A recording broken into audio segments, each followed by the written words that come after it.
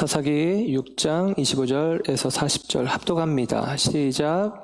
그날 밤에 여호와께서 기드온에게 이르시되 내 아버지에게 있는 수소 곧 7년 된 둘째 수소를 끌고 오고 내 아버지에게 있는 바알의 제단을 헐며 그 곁에 아세라 상을 찍고 또 이 산성 꼭대기에 내 하나님 여호와를 위하여 규례대로 한 제단을 쌓고 그 둘째 수소를 잡아 내가 찍은 아세라 나무로 번제를 드릴지니라 하시니라.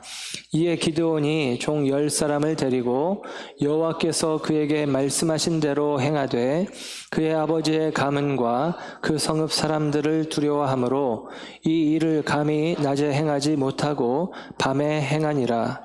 그 성읍 사람들이 아침에 일찍이 일어나 본즉 바알의 제단이 파괴되었으며 그 곁에 아세라가 찍혔고 새로 쌓은 제단 위에 그 둘째 수소를 드렸는지라.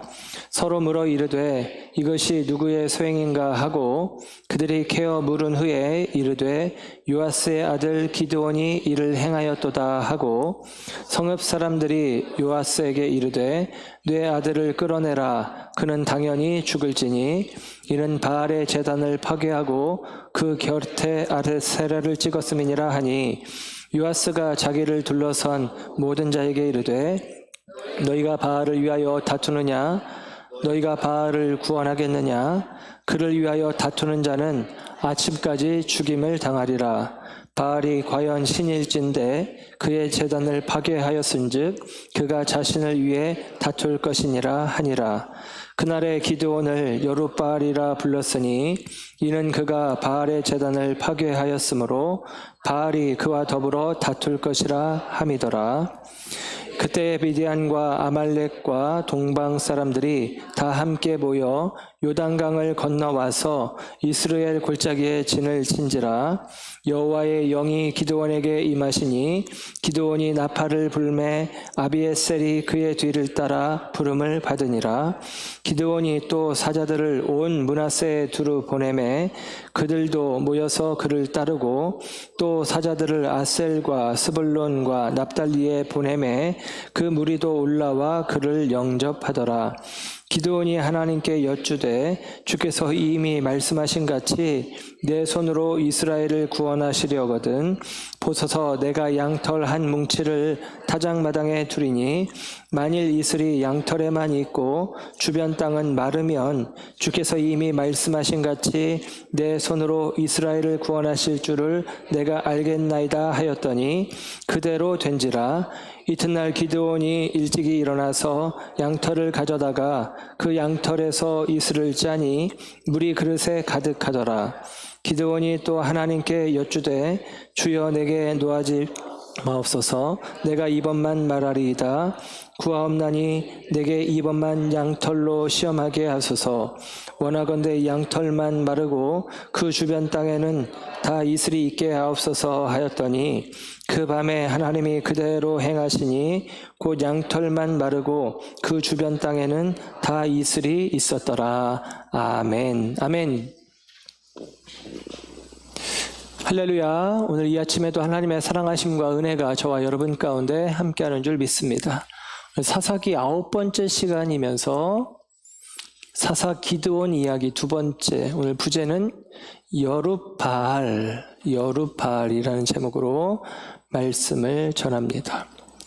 기드온이 일어난 때는 이 남방의 유목민인 미디안 족속이 크게 일어나서 이스라엘을 괴롭게 하던 때입니다.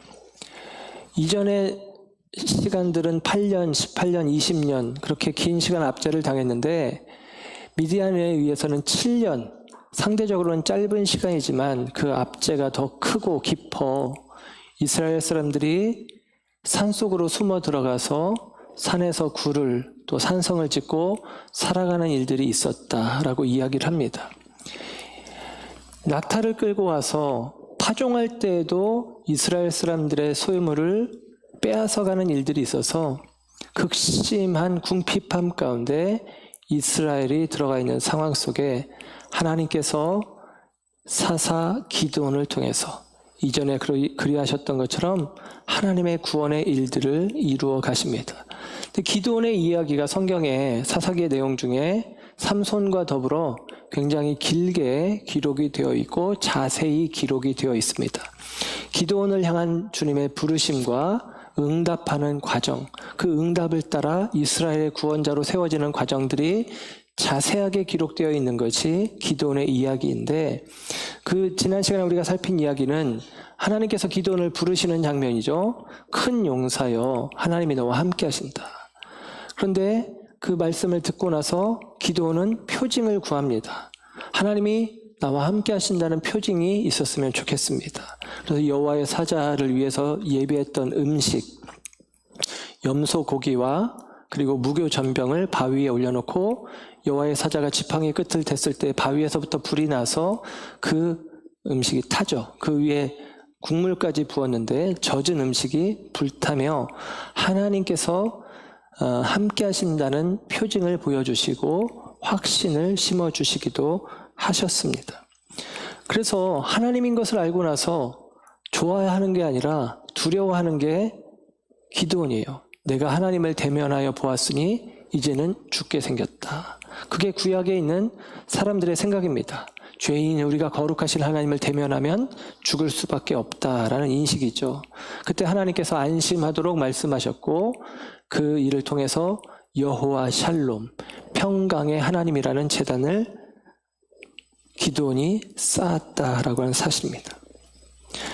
평강의 하나님이라고 하는 제단을 기드온이 쌓게 되어지는데, 여호와 샬롬으로 제단을 쌓았는데, 오늘 본문의 이야기는 기드온의 집에 여호와 샬롬의 제단 말고 또 다른 제단이 하나 있음을 이야기합니다. 곧 바알의 제단, 아세라, 목상이 그 집에 있다라는 것이죠. 그래서 오늘 우리가 읽은 말씀 25절에는 그날 밤에 여호와께서 기드온에게 이르시되, 그러면서 너는 너희 아버지 집에 있는 바알 제단과 아세라 신상을 회파하고 찍어내라 라고 명령하시는 내용이 오늘 본문의 내용입니다. 여러분, 두 개의 제단, 여호와 샬롬의 제단과 바알의 제단이 공존하고 있습니다. 이것은 불가능한데 이것은 현실로 기드온의 집에 있는 것입니다. 오늘 저와 여러분의 신앙 속에서도 불가능한 것들이 공존하는 경우들이 있죠. 여호와 샬롬의 제단, 하나님으로 말미암아 평안을 얻는다, 하나님으로 인하여 만족한다라는 믿음의 고백 가운데 있으면서도 바알이 주는 풍부함, 물질이 주는 안정감을 더불어 취하려고 하는 마음들이 우리 가운데 있기도 합니다. 이 두 가지 생각은 사실은 공존할 수 없는 것인데 현실 속에서는 공존하고 있죠. 그리고 이 두 가지 제단을 바라보시며 하나님은 바알의 제단을 찍어낼 것을 기드온에게 요청하고 있다라고 하는 사실입니다. 그래서 기드온이 이 제단을 찍어내요. 기드온의 이야기를 가만히 보면 기드온을 부르시는 장면부터 시작해서 그가 여느 사사들이 행하는 것처럼 전쟁의 영웅으로 나아가서 이스라엘을 구원하여 평온을 가져옵니다. 이 기드온의 내용을 가만히 보다 보니까 자연스럽게 대학 중용편에 나오는 가장 유명한 말, 우리가 다 아는 말이 하나 있는데요. 수신제가 치국평천하라는 말이 떠오릅니다. 기드온을 불렀어요. 기드온을 세우는 것입니다. 자기 자신을 잘 세우는 것이 먼저죠. 그리고 기드온은 이어서 자기 집 안에 있는 우상을 제거하는 일들, 집을 정돈하는 일들을 하게 되어집니다. 그리고 그 과정을 마치고 우리가 오늘 보게 된 후반부에는 전쟁으로 나아가서 치국, 나라를 이끌고 다스리되 그 과정을 통해서 평천하, 하나님의 통치, 하나님께서 허락하시는 평온을 가져오는 거예요. 그 과정이 아주 잘 설명되어 있는 것이 기드온의 이야기라고 생각이 되어집니다. 우리 자신이 주님 안에서 부르심 가운데 나아가 주님 안에서 견고히 세워질 때에 우리의 가정이, 우리의 주변이, 우리의 교회가 바뀌어지고 나아가 세상을 바꾸고 이 땅 가운데 하나님의 나라를 일구어 갈 수 있다라고 하는 사실입니다. 저와 여러분들에게도 이 기드온의 걸음들이 있어지기를 주님의 이름으로 축원합니다. 두 개의 제단이 공존하고 있는데 이 두 개의 제단이 이 두 번째 제단인 바알과 아세라의 제단이 오늘 그의 아버지의 집에 있다라고 하는 것이 의미가 있습니다. 아버지 요아스가 그 제단을 쌓은 거예요. 아버지 요아스는 바알과 아세라를 섬기는 사람이 아닙니다. 아버지 요아스는 하나님을 섬기는 사람입니다. 하나님을 믿는데 바알과 아세라도 취하고 있다라고 하는 사실이죠. 하나님께서 우리에게 바알과 아세라를 제거하라고 명령하실 때 그 명령은 미디안에 있는 바알과 아세라가 아니라 너의 집에 있는 바알과 아세라를 제하라는 것입니다. 저와 여러분에게도 이 명령은 동일합니다. 십계명에도 하나님의 이름으로 형상을 만들지 말라라고 하시는 명령은 우리가 아는 예를 들면 부처님 상이라든지 다른 이방 신상 그런 것들을 이야기하는 게 아니라 하나님의 이름으로 명명하는 모든 것을 이야기하는 거예요. 곧 우리 안에 있는 우상입니다. 그 우리 안에 있는 우상을 제거하는 것이 중요해요. 한 10여 년 전에 홍익문화운동연합이라는 곳에서 큰 돈을 들여서 전국의 초등학교에 홍익인간 사상을 널리 전파해야 된다. 그래서 단군상을 제작해서 만들어서 세운 경우들이 있습니다. 그런데 기독교의 입장에서는 이게 합당하지 않다 해가지고 많은 목사님들이 그것 때문에 속상해하면서 기도하고 또 반대 운동을 하기도 했는데 몇몇 목사님 또 몇몇 성도님들은 기도와 또 반대에 멈추지 않고 행동으로 옮기신 분들이 있어요. 밤에 초등학교에 가가지고 단군신상을 밀어 쓰러뜨리고 깨뜨리고 빨간 페인트로 칠하고 그런 일들이 있었습니다. 그것 때문에 사회적으로 이슈가 되고 갈등이 되어지는 일들이 있었는데요. 여러분, 때로는 옳음보다 적당함이 나을 때가 있습니다. 단군신상을 회파하라. 예를 들면 바알의 제단 아세라 신상을 회파하라 라고 하는 하나님의 말씀이 기드온에게 들려진 명령처럼 우리에게도 그런 명령은 있을 것입니다. 그런데 그러니까 초등학교에 가서 예를 들면 단군신상을 제거하는 일들을 하신 것은 신앙적으로 옳은 일일 수 있습니다. 그러나 그것은 적절한 일은 아니다라는 것입니다. 적절한 일이 더 중요한 경우들이 있어요. 제가 어렸을 적에 우리 아버지하고 옆집 아저씨하고 싸우면 이렇게 가만히 듣다 보니까 우리 아버지가 틀린 것 같아. 아버지가 잘못했네요. 이렇게 한마디 했었거든요. 크게 후회하고 있습니다. 옳은 판단을 했겠죠. 그러나 적절한 이야기, 적절한 상황은 아니었습니다. 여러분, 우리가 세상의 우상은 다 거짓된 것들이고 그것들은 다 없이 해야 될 것들이 분명한 사실입니다. 그러나 그것들을 우리가 야밤에 그리고 경쟁적으로 그 일들을 하는 것이 적절한가? 오히려 반감만 사고 오히려 분쟁만 일으키고 오히려 세상에서는 기독교에 대한 이미지만 불편하게 만드는 일들이 있었다라고 하는 사실입니다. 그리고 오늘 본문의 이야기는 더 중요한 것은 그들 가운데 있는 우상을 제거하라가 아니라 너희 집에 있는 우상을 제거하라라는 거예요. 기드온에게 주어진 요청은 미디안 사람들에게 있는 우상을 제거하라가 아니라 미디안 사람들은 어차피 우상 앞에 그리고 거짓 앞에 마귀 앞에 놓여진 인생들입니다. 그것들을 제거하는 게 아니라 우리 안에 있는 우상을 제거하라, 이 요청이잖아요. 여러분, 그들에게 있는 우상을 제거하는 기독교가 아니라 우리 안에 있는 우상을 제거하는 것입니다. 저는 우리 안에 있는 우상이 오늘 이 시대에 가장 우리가 생각해야 될 것 중에 하나는 또 다른 의미의 바알과 아세라가 주는 풍요, 곧 물질을 기대하고 물질을 향한 열망을 가득 담은 우리들의 율법주의적인 신앙이 아닌가라는 생각을 해봅니다. 이것을 우리 공동체 안에서 제거하는 일들이 오늘 이 시대에 적절하게 이루어가야 될 일들이고 이 시대의 주님의 요구와 명령이라고 생각해 볼 수 있습니다. 오늘 기드온에게 주어진 명령은 내 아버지 집에 있는 우상을 제거하라 라고 하는 것입니다. 그리고 그 명령에 우리가 참고로 25절에 보면 7년 된 둘째 숫소를 끌어와라 라고 이야기를 합니다. 이게 성경의 난제 중에 하나인데요. 7년 된 둘째 숫소라고 이야기합니다. 7년은 미디안의 압제 기간과 겹쳐 있죠. 그래서 7년 된 이 소는 미디안의 압제 7년을 그대로 이어받는 내용이라고 성경학자들이 다 동의를 합니다. 근데 둘째 숫소를 번제물로 드리라는 것인데 성경에서는 둘째 소를 드리라는 요청이 없어요. 늘 첫태생, 초태생을 드려야 된다라고 이야기를 합니다. 근데 왜 둘째 소라고 기록을 했을까라고 성경학자들이 고민을 하면서 여러 이유들을 다는데 가장 좀 많은 지지를 받고 있는 것은 이 둘째라는 이 말이 히브리어 쉐나라고 하는 말인데 원래 히브리어는 모음이 없어요. 그러니까 쉐나 그러면 시옷, 니은 이렇게만 써 있단 말이에요. 그러니까 쉐나는 뭐 소나라고 읽을 수도 있고 사나라고 읽을 수 있는 것입니다. 그래서 쉐나라는 이 말이 다른 말로 모음을 좀 달리하면 쏴나라는 말로 읽을 수 있어요. 쏴나라는 단어가 있는데 이 단어는 눈에 띄는 이라는 단어입니다. 빛나는 이런 단어예요.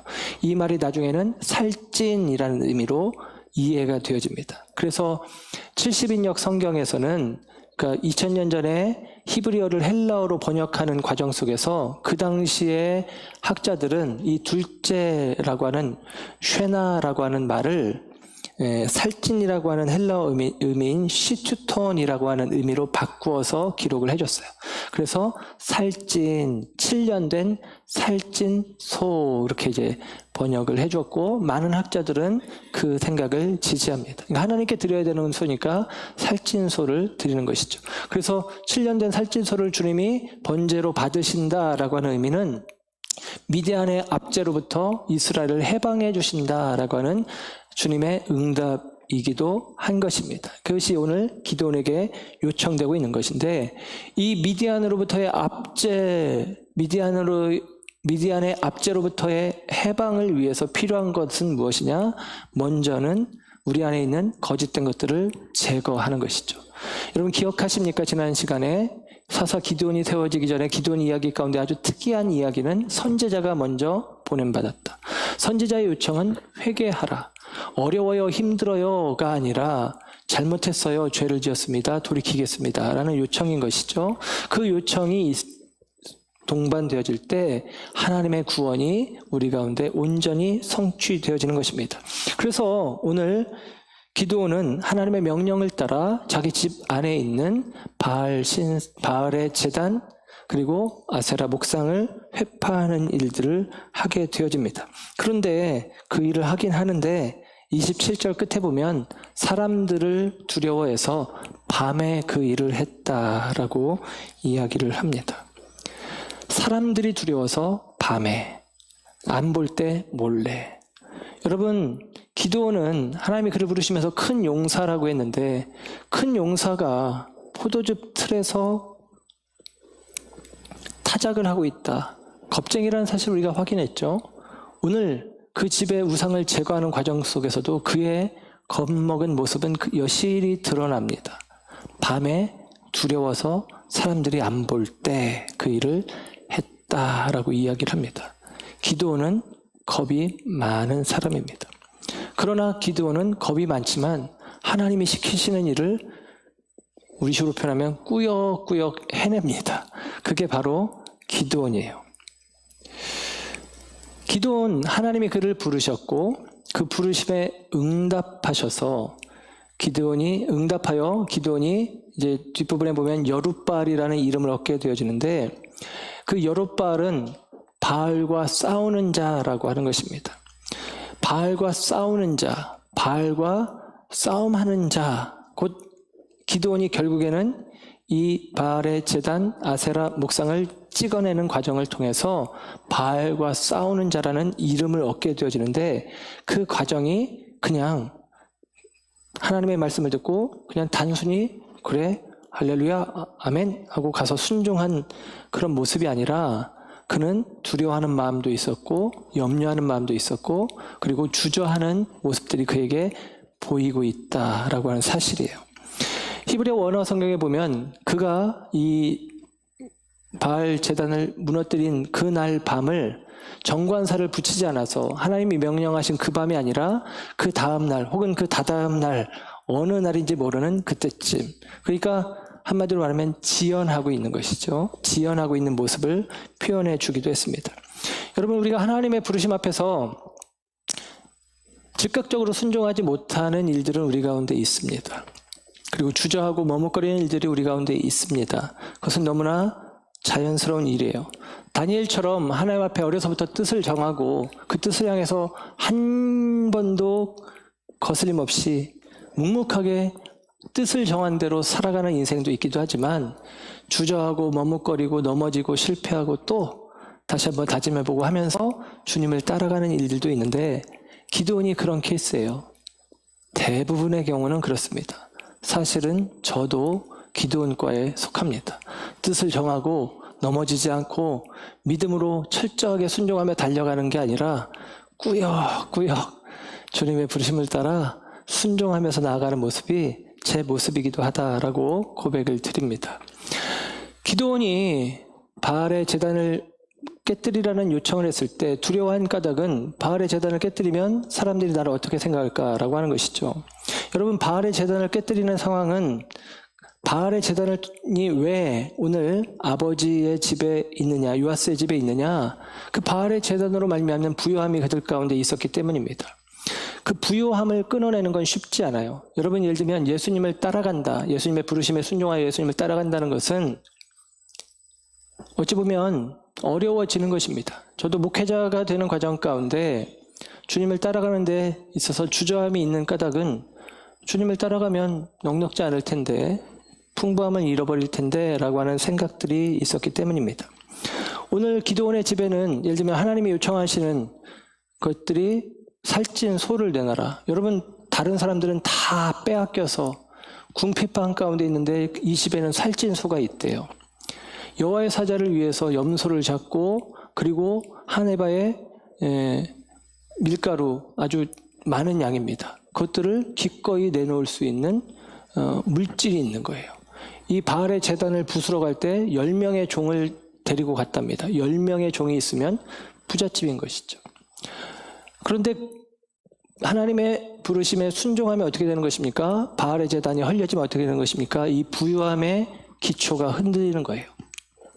주님을 순종하기에, 주님의 부르심에 순종하기에 어려운 이유 중에 하나는 우리 가운데 있는 부요함을 상실할까 하는 염려입니다. 근데 그것만이 아니라 때로는 우리가 가난함 속에 있어서 주님을 따르기 어려운 경우도 있습니다. 저 같은 경우도 집이 어려운 형편 가운데 있었기 때문에 주의 종이 되고자 하는 마음들이 있었지만 그런 마음이 드는 거예요. 뭐 지금도 철이 잘 안 난 모습이긴 하지만 집이 어려운데 내가 목회를 하면 우리 집은 계속 어려울 텐데 내가 좀 돈이라도 벌어야 되는 거 아닌가? 이런 마음들이 제 마음에 있기도 했습니다. 이 가난을 끊어내야 되는데 라는 생각이죠. 그런데 여러분, 부요함을 끊어내고 가난을 끊어내는 것, 부요함에 대한 기대, 가난을 넘어서겠다는 기대를 끊어내는 것이 주님의 부르심에 순종하는 첫 걸음입니다.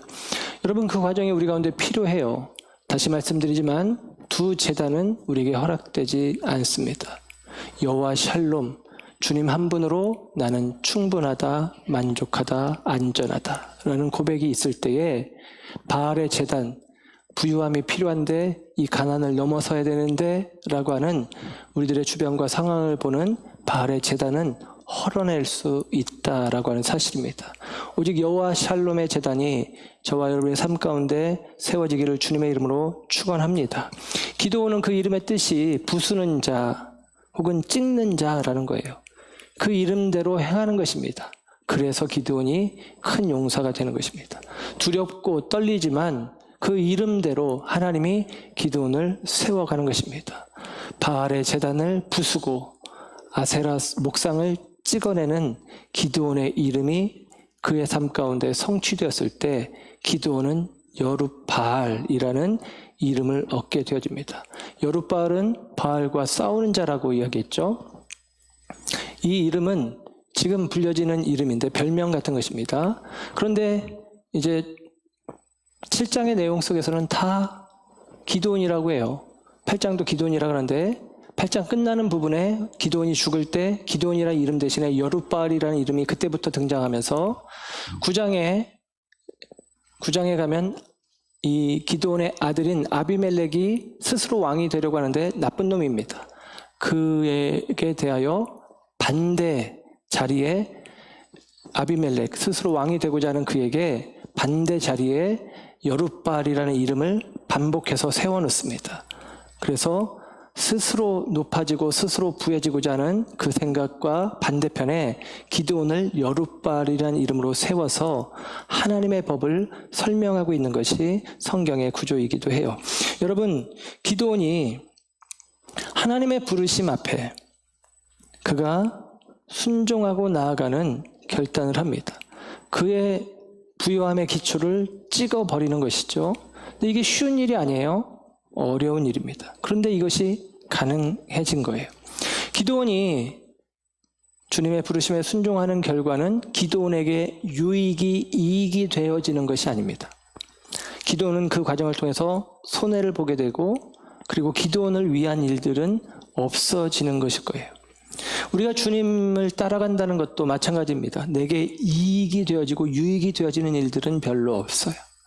그런데도 불구하고 주님을 따라가기를 우리가 결정하는 것은 나를 위해서 주님을 믿는 것이 아니라 주님을 위해서 내가 살겠다라고 결정하는 까닭은 이런 것입니다. 주님이 가장 가치 있는 것으로 고백되어지기 때문입니다. 복음의 의미는 이것입니다. 주 예수보다도 귀한 것은 없다라는 사실을 알게 하는 것이죠. 우리에게 들려진 복음은 그것입니다. 주 예수보다도 귀한 것은 없다. 내가 손해보고 잃어버리는 것들이 많지만 내 생각에 내 마음에 내 중심에 새로운 가치는 예수보다 귀한 것은 없어. 이 가치가 우리 가운데 있기 때문에 기꺼이 주님을 따라가며 기꺼이 포기하며 기꺼이 옛 것을 찍어버리며 주님 앞에서 순종하며 나아가는 것이죠. 여러분, 이 고백이 우리 가운데 있어지기를 주의 이름으로 축원합니다. 기드온이 하나님의 말씀에 꾸역꾸역 두려움 가운데 있었지만 순종한 결과 무엇이냐? 그 다음날 아침이 되었을 때 사람들이 바알 제단에 갔는데 바알 제단이 부서져 있습니다. 아세라 복상이 찍혀 있습니다. 그래서 누가 범인인가 하고 살펴보니 요아스의 아들 기드온인 것이 확인이 되었습니다. 사람들은 이야기합니다. 당신의 아들 요아스 아들 우리에게 내놓으시 우리가 죽여버리겠소. 바알을 대신하여 죽이겠소. 그랬더니 요아스가 아들을 위한 마음인 것 같아요. 다급한 마음인지 이렇게 이야기합니다. 아들을 변호하며 우리가 바알을 위하는 것이 아니라 바알이 살아있는 신이라면 스스로 자기를 지키고 그리고 스스로 벌할 거니까 너희들 나서지 마라. 바알이 살아있다면 그렇게 하지 않겠느냐 이렇게 이야기를 합니다. 아들을 위한 변명일 거라고 생각이 되어집니다. 또 어떤 부분은 이렇게 생각해요. 뒤늦게 깨달았구나라고 생각하는 사람들이 있습니다. 근데 저는 좀 생각이 다릅니다. 요아스는 이미 알고 있었어요. 이미 알고 있었습니다. 바알은 헛것이라는 사실을, 아세라는 헛된 것이라는 사실을 이미 알고 있었던 것이에요. 그런데 그것들을 그대로 붙잡고 있었던 것입니다. 왜? 그것에서 주어지는 유익과 안정감이 있기 때문이죠. 여러분, 기드온이 하나님께 그런 이야기를 하거든요. 기드온이 하나님께로부터 들은 말씀 이전에 자기 조상들에게로부터 들은 이야기가 있습니다. 그 조상들에게 들은 이야기는 하나님께서 이스라엘을 애굽에서 건져내실 때 큰 능력을 행하셨다. 이 얘기예요. 이게 13절에 나오는 이야기예요. 하나님이 너와 함께 하겠다. 하나님이 함께 하신다면 왜 이렇게 힘듭니까? 하나님이 우리 조상들이 우리에게 가르쳐 주기를 출애굽하는 과정 가운데 큰 능력을 우리를 위해서 나타내셨는 나타내셨다는데 그 능력이 어디 있습니까? 이렇게 따져 묻거든요. 그 조상들이 알려줬대요. 그 조상의 가장 중요한 핵심이 누굴까요? 그 아버지입니다. 아버지가 알려주는 거예요. 이스라엘의 교육은 그 가정 안에서 이루어지는 것입니다. 기드온이 이 사실을 어떻게 알았을까? 아버지가 알려준 거예요. 요아스가 알려준 것입니다.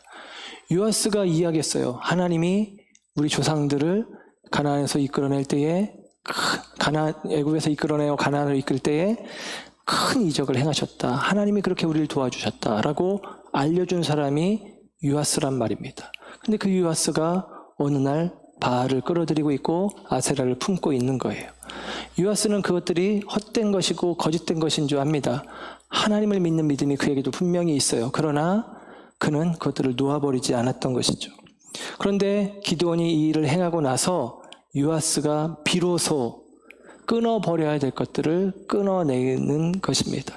제가 신학교 다닐 때 한 교수님이 그런 이야기를 들려주셨어요. 자기가 어떻게 신앙을 알게 되고 교회를 다니기 시작하면서 목회를 하고 싶은 마음이 들어서 아버지에게 얘기를 하는데 자기 집안은 대대로 유교 집안이라서 내가 이 얘기를 하면 내가 예수를 위해서 살겠다고 이야기하면 큰 난리가 날 거라 그렇게 예상을 하고 그럼에도 불구하고 해야 되겠다고 이야기를 했답니다. 그런데 그 얘기를 듣고 나서 경을 치는 일이 있을 줄 알았는데 아버지가 그 얘기를 듣더니 그러냐? 그럼 나도 너를 따라서 이제 예수를 믿어야 되겠다. 그렇게 이야기를 했다는 거예요. 오, 놀랍죠. 근데 이게 역사예요. 하나님의 역사입니다. 기도는 두려워했어요. 내가 이 바알의 제단을 헐면 아버지와 그리고 가문과 그리고 이 사람들로 말미암아 내가 죽임을 당할 수 있다. 그러나 여러분 그 일은 일어나지 않습니다. 기드온의 결단이 아버지의 결단으로 이어지고 이어서는 그 가문의 결단으로 바알을 끊어내고 아세라를 끊어내는 이 믿음의 회복의 자리로 이끌어가는 거예요. 기드온의 결단이 그 가문의 회복의 마중물과 같은 것입니다. 저와 여러분이 주님 안에서 순종하며 결단하며 나아갈 때에 우리의 결단이 마중물과 같아서 우리의 가문을 혹은 우리의 교회를 새롭게 하는 일들이 있을 것을 믿으시기를 주의 이름으로 축원합니다. 오늘 기드온이 그 일을 하고 나서 오늘 성경은 이제 전쟁으로 이어지는데 33절의 말씀을 보면 이제 전쟁이 되는데요. 미디안 족속과 전쟁을 해요. 그 전쟁을 하게 되어지는 상황 속에서 기드온이 군사를 불러 모읍니다. 그리고 나서 우리가 기드온이 이야기하면 알고 있는 큰 두 가지 이야기가 있는데 양털을 통해서 하나님께 시험하는 거죠. 하나님, 양털이 있습니다. 이 양털은 이슬로 젖게 하시고 이 타작마당이 여기서 등장하거든요. 전에 타작해야 될 때는 포도주 틀에 숨어서 타작하던 기드온이 조금 용기를 얻었는지 타작마당에서 시험을 해요. 하나님, 양털은 젖게 하시고 마당은 마르게 해주십시오. 그랬더니 하나님이 그렇게 하셨다. 하나님 한 번만 더. 하나님 이번에는 양털은 마르고 주변만 젖게 해주세요. 조금 더 어려운 건데 하나님이 그렇게 해주셨다. 그 얘기예요. 그리고 나서 300명 가지고 싸운 이야기. 이게 기드온의 이야기하면 우리가 잘 알고 있는 두 가지 이야기입니다. 그런데 여러분, 지금 기드온이 하나님께 지금 무엇을 하냐면 이 전쟁을 앞두고 시험하는 거예요. 본문에도 그런 표현이 나오거든요. 39절 하반절에 보면 이번만 양털로 시험하게 하소서 그럽니다. 여러분, 우리는 하나님을 시험하면 안 돼요. 예수님이 마귀의 시험을 당하실 때 마귀에게 이렇게 이야기합니다. 주 너의 하나님을 시험하지 말라고 했다라는 것이죠. 우리 하나님을 시험하면 안 돼요. 불경한 것입니다. 하나님도 우리를 시험하지 않는다라고 야고보는 이야기합니다. 그런데 하나님 우리를 시험하지 않나? 가만히 보면 시험해요. 우리가 보는 사사기 앞부분에도 그런 이야기가 나왔지만 가나안 거민들이 남겨진 것은 그들을 시험하는 까닭이고 아브라함을 시험하시기 위해서 독자 이삭을 바쳐라 그렇게 말씀하기도 해요. 근데 시험한다는 얘기는 뭐냐면 우리를 넘어뜨리기 위한 시험이 아니라는 거예요. 일어섰나 확인하는 시험인 거예요. 마찬가지로 오늘 기드온이 하나님을 시험하는 것은 하나님이 있나 없나 의심하는 시험이 아니라 자기 신앙이 더 확고해지기를 구하는 시험인 것입니다. 이 시험을 구분할 줄 알아야 되고 그리고 성경은 이 시험을 용인하고 허락하고 있어요. 왜 지금 기드온이 하나님을 시험하고 있나? 왜 거듭거듭 이미 표징을 보여줬는데도 표징을 구하나? 그 표징을 따라서 바알 아세라 신을 꺾어내는 그 일까지도 했는데 또 왜 전쟁을 앞두고 군대까지 불러 모은 상황 속에서 굳이 또 하나님을 왜 시험해야 되는가 하는 생각을 해볼 수 있습니다. 헨리 블랙가비가 하나님을 경험하는 삶에서 이런 이야기를 합니다. 하나님은 당신을 부르셔서 하나님 없이는 절대로 할 수 없는 사명을 감당케 하십니다. 그 사명은 하나님 크기의 차원입니다. 그래서 하나님이 당신에게 당신이 할 수 없는 무언가를 시키시면 당신은 믿음의 갈등에 부딪히게 됩니다. 그럽니다. 무슨 얘기냐면 하나님이 우리에게 뭔가를 맡기는데 이것은 내가 감당할 일처럼 안 보이는 거예요. 기도는 그랬잖아요. 나는 작은 사람이에요. 나는 용사가 아니에요. 우리 집은 뭐 별로 드러난 가문도 아니고 나는 우리 가문 안에서도 인정받는 사람이 아닙니다. 라고 이야기하잖아요. 이런 거예요. 하나님이 우리를 부르실 때 나 같은 사람을 내가 목사가 된다고? 나는 사람들 앞에서 서서 말하면 얼굴 빨개지는데 제가 그랬단 말이에요. 여러분이 안 믿으시겠지만 저는 책만 읽어도 몇 번 책 읽어 그러면 책 읽을 때도 그 염소 소리 있잖아요. 그러면서 하던 사람이에요. 그런데 지금 설교를 하고 있잖아요. 그러니까 제가 어떤 부르심 앞에서 그런 생각을 할 수밖에 없었어요. 난 못하는데, 난 안 되는데, 나는 리더십으로는 나는 불합격인데 이런 마음을 품고 있는 것이죠. 왜냐하면 부르심은 내가 할 수 있는 일을 요청하는 게 아니라 하나님이 할 만한 일로 우리를 요청하기 때문이에요. 그래서 우리는 두렵죠. 그래서 주저하죠. 그러니까 무엇을 구하냐면 표징을 구하는 거예요. 진짜입니까? 나를 통해서 일하는 게 정말 맞습니까? 내가 볼 때 나는 아닌데요? 이런 마음이 있는 것이죠. 그래서 구한다라는 거예요. 팀 켈러 목사님은 사사기를 강의하면서 이런 이야기를 해주십니다. 하나님이 모든 자연의 힘들 위에 주권자임을 알기를 원했다라는 거예요.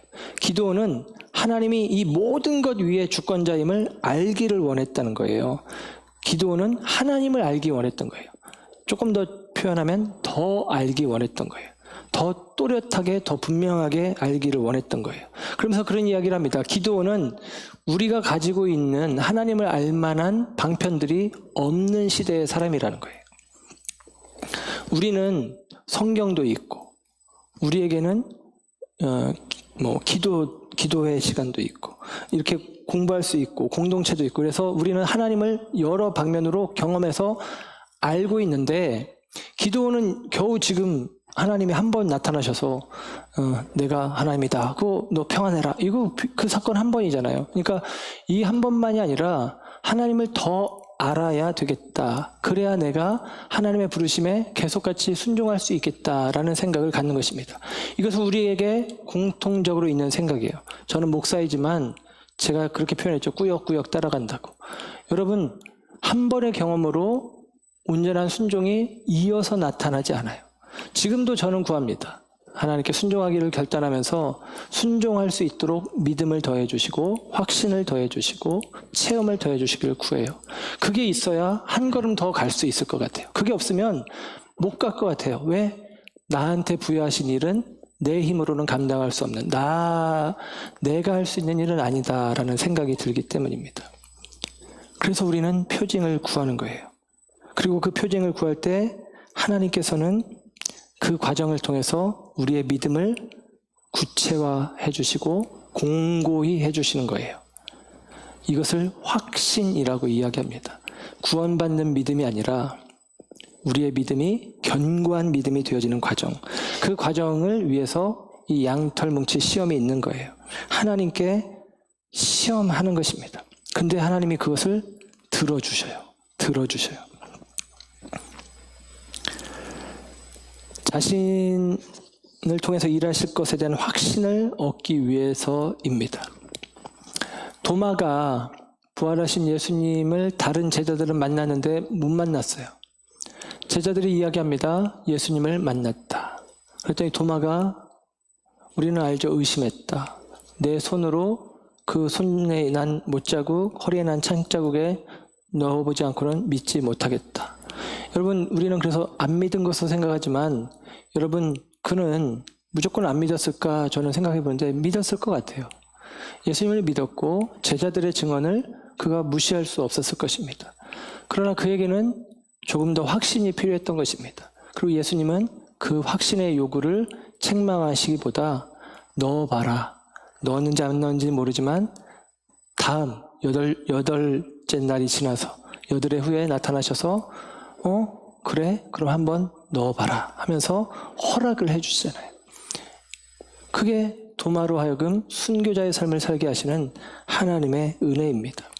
이사야서에 보면 아하스 임금이 나오는데 남유다의 아하스 왕이 나오는데 그때 북이스라엘의 왕은 르신이고 베가이고 북이스라엘 왕은 베가이고 이 북이스라엘이 아람 왕 르신과 손을 잡아요. 연합을 형성해서 새롭게 일어나는 아수르라는 제국하고 부딪힙니다. 그 과정 가운데 이 남유다의 아하스에게 요청을 해요. 우리랑 같이 연합군을 이루어서 아수르하고 맞서 싸우자, 그 이야기를 하는 거예요. 그때 아하스가 거절을 합니다. 그리고 아하스는 아수르에게 마음을 줘요. 아수르를 의지합니다. 그때 이사야 선지자가 아하스에게 와서 이야기하는 거예요. 아하스 왕에게 아수르는 더 악하다. 아수르와 절대 손을 잡아서는 안 된다. 하나님이 도와주시니까 하나님만 의지하면 된다. 그렇게 이야기를 하는 거예요. 그러면서 이사야가 무슨 얘기를 하냐면 네가 여호와께 징조를 구해라. 표징을 구해라 라고 이야기를 해요. 그럼 하나님이 들어주실 것이다. 그랬더니 아하스가 어떻게 반응하냐면 나는 구하지 아니하겠나이다. 나는 여호와를 시험하지 아니하겠나이다. 여러분 성경을 모르는 사람은 이 본문 보면 이렇게 생각할 거예요. 시험하지 말라고 했는데 아하스는 시험하지 않는다고 했구나. 이렇게 생각할 수 있는데 이 이야기를 듣고 이사야가 야, 너 믿음이 좋다. 하나님을 시험하지 않고도 대단하다. 이렇게 반응하는 게 아니라 네 이놈 하는 거예요. 너는 나의 하나님을 괴롭게 하는 자다 라고 이야기하면서 하나님을 괴롭게 하는 자라고 그를 책망하면서 이어서 우리가 너무 잘하는 말씀을 해주십니다. 이사야서 7장 14절인데요. 그러므로 주께서 친히 징조를 너희에게 주실 것이라. 보라, 처녀가 잉태하여 아들을 낳을 것이요 그의 이름을 임마누엘이라 하리라. 우리 잘 아는 말씀이죠. 이 말씀이 이런 배경에서 나온 말씀이에요. 하나님께 표징을 구해봐라. 싫습니다. 나는 하나님을 시험하지 않겠습니다. 믿음의 고백 같지만 이사야는 무슨 소리? 네가 하나님을 괴롭게 하는 거야. 하나님이 표징을 보여주신다. 임마누엘, 하나님이 우리와 함께 하신다. 하나님이 우리와 함께 하신다는 표징을 구하면 하나님은 그 표징을 주신다는 거예요. 이것은 하나님을 시험하는 것이지만 하나님이 함께 하신다는 표징을 왜 구하는 것입니까? 나는 두려운데, 나는 못 감당하겠는데, 나는 할 수 없는데, 그러나 하나님의 요청은 나로 하여금 바알의 제단을 찍어라, 나아가서 미디안과 더불어 싸워라 라고 하는 이 말씀을 하시는 거예요. 나는 용사가 아닌데, 나는 큰 용사가 아닌데, 나는 할 수 없는데. 여러분, 그들에게 그렇게 꾸역꾸역 하나님의 말씀을 들어야만 하는 그 상황 속에 있는 자들에게 여러분 필요한 것이 무엇입니까? 하나님이 나와 함께 하신다는, 이 전쟁에서 이기게 하신다는 확신이 필요한 거예요. 그 확신을 주님께 구할 때 하나님은 응답하신다는 것입니다. 네가 나를 왜 시험했느냐가 아니라 응답하신다는 거예요. 저도 개인적으로 그런 경험이 있습니다. 계속 오늘 제 얘기를 하는데 주의 종이 되려고 할 때 헌신을 다짐했지만 확신이 없는 거예요. 두려운 거예요. 그래서 은사를 구했습니다. 하나님, 은사를 주시면 제가 하고 안 그러면 안 할랍니다. 얼마나 불경해요. 하나님의 부르심에 불순종하는 것이잖아요. 그런데 주님은 응답해 주시더라고요. 허락해 주시더라고요. 내가 더 큰 확신을 가지고 두려움 가운데 있지만 그 두려움을 넘어서서 순종하는 걸음으로 나아가려고 주님께 구할 때 주님은 그것을 하나님을 시험하는 불경함으로 여기는 것이 아니라 사랑으로 거듭 응답하시며 양털을 적시기도 하시고 양털을 마르게도 하시면서 응답하신다라고 하는 사실입니다. 여러분 오늘 이 유대인의 문화 구조로 이야기를 하면 지금 전쟁을 위해서 이스라엘에 모였대요. 이스라엘이 저번에 하솔과의 전쟁에서도 이스라엘에 모였는데 이스라엘 평야에서 모입니다. 그리고 이스라엘 평야에서 사람들이 지금 모여들었어요. 싸우기 위해서 32,000명의 이스라엘 군대가 모여 있는 것입니다. 그리고 양털로 시험하는 이야기가 나오고요. 그 다음에 32,000명의 군대에서 22,000명을 보내고 또 9,700명을 보내서 우리가 알고 있는 기드온의 300용사 300명이 남는 이야기가 7장에 시작하는 말에 나옵니다. 그러니까 지금 전쟁을 위해서 모였고 전쟁을 하기 위해서 준비하는 과정 사이에 시험하는 이야기가 끼어 있는 거예요. 이것을 이제 수미성관 구조로 이야기하면 이 얘기를 하고 있는 거예요. 이 과정을 통해서 어떤 일이 이루어지느냐, 기드온이 군대를 모으기도 했지만 군대를 전쟁을 앞두고 해산을 시키는 것입니다. 13만 5천 명과 3만 2천 명은 4대 1의 싸움이고 이것으로도 우리는 역부족인데 그 가운데 모두를 거의 다 보내고 300명만 남기고 300명으로 13만 5천과 맞서 싸울 수 있는 용기, 결단, 확신, 이것이 왜 생긴 것이냐? 양털을 통해서 하나님을 시험했기 때문이에요. 그리고 그 과정에 하나님이 응답해 주셨고 그 응답이 있었기 때문에 기꺼이 하나님께서 22,000명을 물리치고 9,700명을 물리치는 그 상황 속에서 여호수아는 순종할 수 있었던 것입니다.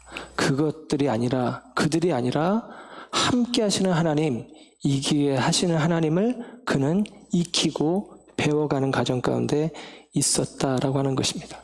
하나님을 알게 되면, 하나님을 더 알게 되면, 이런 시험의 과정을 통해서 더 알게 되면 우리는 순종할 수 있는 것이죠. 그런 의미에서 여러분, 저와 여러분이 의심하는 믿음이 그렇게 나쁜 것이 아닙니다. 여기서 말하는 의심은 확신을 구하는 의심이에요. 회의의 기초에 있는 신앙은 좋은 신앙입니다. 저도 목사이지만 지금도 회의에 찬 모습으로 의심하는 마음으로 말씀들을 봅니다. 이해가 안 되고 용납이 안 되는 말씀들을 의심하는 마음으로 살피면서 그 안에서 확신을 얻기까지, 아니 제가 얻고자 노력하는 게 아니라 그 의심하는 마음으로, 그러나 그 말씀을 더 온전히 알기 원하는 마음으로 구하면서 나아가면 주님이 깨닫게 하시고 알게 해주셔요. 그 확신이 우리 가운데 있으면 여러분 정말로 우리가 어떠한 상황과 형편 속에서도 믿음의 선택을 하는 것이 가능해진다라고 하는 사실입니다. 오늘 이 시대를 살아가는 저와 여러분은 기드온의 시대, 기드온보다 더 많은 것들을 알고 있습니다. 저와 여러분에게는 아하스 왕에게 주어졌던 그 징조, 임마누엘이라고 하는 징조가 성취되어진 시대를 살고 있습니다. 예수 그리스도를 저와 여러분들은 이미 취하고 있습니다. 하나님이 세상을 이처럼 사랑하사 독생자를 주셨으니 이는 그를 믿는 자마다 멸망하지 않고 영생을 얻게 하려 하심이니라. 독생자를 우리에게 주시는 하나님의 사랑, 우리가 하나님 앞에 의심하고 우리가 하나님 앞에 주저하고 그리고 머뭇거리고 있음에도 불구하고 그렇게 우리는 두려움 가운데 머뭇거림 가운데 있을 수밖에 없는 우리들을 향하여 주님은 사랑하셔서 당신의 분명한 증거로 예수 그리스도를 보내주셨다라고 하는 사실입니다. 저와 여러분에게 이것보다 뚜렷한 여호와 샬롬의 증거는 없는 거예요. 이 증거가 우리 가운데 있기에 우리는 여호와 샬롬의 마음으로 주님의 부르심에 어떠한 상황 속에서도 순종할 수 있는 것입니다. 히브리서 기자는, 믿음을 이야기하는 히브리서 기자는 히브리서 1장 1절 2절에 이렇게 이야기합니다. 옛적의 선지자들을 통하여 여러 부분과 여러 모양으로 우리 조상들에게 말씀하신 하나님이 이 모든 날 마지막에는 아들을 통하여 우리에게 말씀하셨으니 그럽니다. 우리 전의 사람들은 선지자를 통해서 들은 게 전부였지만 우리는 아들 예수를 만났다. 이게 히브리서 기자의 고백이에요. 저와 여러분에게는 어떻습니까? 아들 예수를 만난 것을 넘어 아들의 영, 예수의 영이 저와 여러분에게 있습니다. 여호와의 영이 기드온에게 임한 것처럼 하나님의 영이, 성령이 우리 가운데서 예수가 그리스도이신 것을, 예수가 가장 귀한 분인 것을 알게 합니다. 그래서 우리는 주님 안에서 확신을 얻게 되어지고 그 확신 속에 어떠한 형편과 상황 속에서도 순종할 수 있는 믿음의 결단을 얻게 되어진 것입니다. 오늘 이 결단이 아직 우리 가운데 없다면, 이 확신이 우리 가운데 없다면 기드온처럼 구하십시오. 이 확신이 없다면, 이 믿음이 없다면 예수님께 나와서 자기 아들을 구하는 마음으로 요청했던 이 아버지의 기도를 하시면 됩니다. 주여, 내가 믿나이다. 나의 믿음 없는 것을 도와주소서. 여러분, 주님께서 반드시 도와주십니다. 주님께서 반드시 확신을 주십니다. 주님께서 반드시 아들을 주신 것처럼 우리가 믿음으로 견고해져서 주의 부르심에 순종하기를 원한다면 응답해 주십니다. 그 응답을 붙잡고 주님의 부르심에 순종하여 나가는 저와 여러분의 삶이 되기를 주의 이름으로 축원합니다. 사사기를 제가 손이라는 모티브로 사사기를 지금 설명해 가고 있습니다. 1장 하나님께서 이스라엘을 출애굽의 여정 가운데 강한 손으로 이끌어 가신 것. 가나안의 거민들을 남겨두고 가나안 거민들을 남겨두고 시험하는 손, 어떤 손을 붙잡을 것이냐. 온니엘, 여호와만 나는 붙잡습니다. 하나님의 손을 붙잡는 온니엘. 에훗, 왼손잡이지만 하나님의 능하신 오른손으로 덮으시는 이야기. 삼갈, 하나님께서 우리의 인생을 몰아가시고 그리고 내게 있는 것을 건네줄 수 있는 삼갈의 양보. 드보라와 바락의 이야기를 통해서 하나님께서 드보라 혼자가 아니라 바락과 더불어 야엘과 더불어 함께 손을 맞잡고 함께 주님의 일을 감당하는 이야기. 그리고 사사 기드온의 이야기 속에서 지난 시간에 여호와 샬롬, 하나님께서 당신의 손으로 우리를 덮어주시는 것이죠. 모세가 하나님을 대면하고 죽게 생겼을 때 하나님께서 그를 덮어 가리어 그의 하나님의 등을 보게 하시고 영광을 보게 하시되 모세를 지키신 것처럼 내가 대면하여 죽겠습니다 라고 하는 기드온을 하나님께서 당신의 손으로 덮어 여호와 샬롬으로 보호하십니다. 주의 날개 아래 보호하십니다. 오늘 이야기는 어떻게 손으로 묘사해 볼 수 있을까라는 생각을 하다가 제가 하나 생각해낸 게 이것입니다. 오케이 이것입니다. 알고 싶어요. 확신을 갖기 원합니다. 여전히 의심되고 여전히 두려워 여전히 머뭇거릴 수밖에 없지만 한 걸음 더 나아가길 원합니다. 주님 확신을 주십시오. 보여주십시오. 거듭되는 의심과 거듭되는 머뭇거림이 있음에도 불구하고 주님은 오케이, 괜찮아. 그리고 주님이 우리에게 당신을 계시하고 보여주시고 응답해 주십니다. 그 과정을 통해서 저와 여러분은 오늘도 한 걸음 주의 부르심에 순종하며 나아가는 것입니다. 이것이 우리들의 신앙이겠죠. 믿음이겠죠. 이 믿음의 걸음 끝까지 승리하시기를 주님의 이름으로 축원합니다. 기도하겠습니다. 좋으신 주님,